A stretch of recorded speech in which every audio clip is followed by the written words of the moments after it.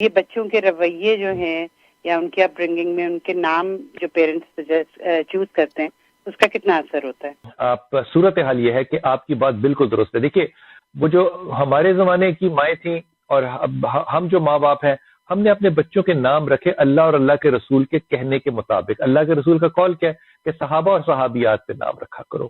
اب ہم نام رکھتے ہیں، اب گوگل پہ جا کے یا ان کتابوں سے نام لے کے جن کا نام تو ہوتا ہے اسلامی نام، لیکن ان میں اسلامی کوئی نہیں ہوتا.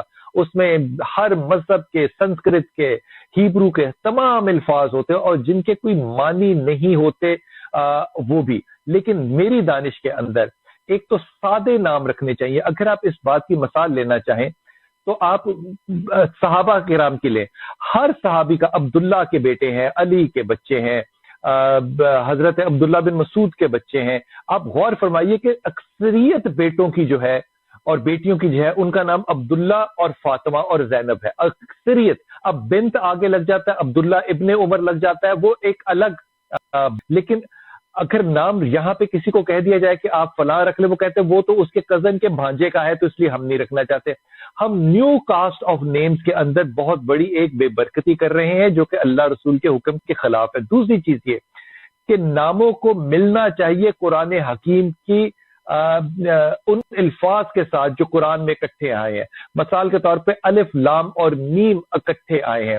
اگر ماں کا نام لبنہ ہے تو بچہ احمد جو ہے وہ ہمیشہ اس کے ساتھ ٹھیک رہے گا کیونکہ لام کے ساتھ الف ہے. اور اگر محمد ہے اس کا نام تو لبنہ کے ساتھ محمد بھی ٹھیک رہے گا.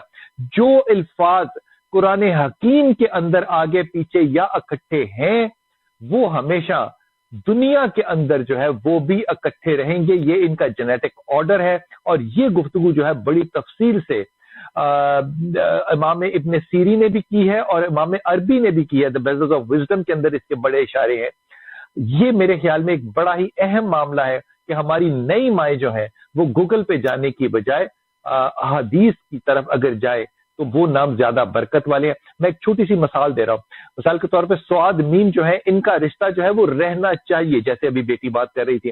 اب اگر نہیں رہ رہا تو ظاہر ہے وہ دنیاوی پرابلم ہے، لیکن سعاد کے ساتھ رہنا کوئی آسان کام ہوتا نہیں ہے کیونکہ ڈومیننس بہت زیادہ ہے، اڈیل بہت زیادہ ہے، غصہ ہے اور اس کے بعد سمپتی لینے کی ایک افیلیشن ہے. میم سینسٹیو بہت ہوتا ہے کیونکہ محمد کا نام میم ہے. اب یہ دو پرسنالٹیز کا کلیش جو ہے یہ ہمیشہ رہے گا. اس میں حل صرف یہی نکل سکتا ہے کہ سعاد جو ہے وہ میم کو رسپیکٹ دے اور رشتہ آگے چلتا رہے. رہنے والے رشتے ہیں، اگر رہنے والے رشتے نہ چل رہے ہوں تو پھر اس کا مطلب ہے کہ اخلاقیات جو ہے وہاں پہ بہت بڑی کمزوری ہے.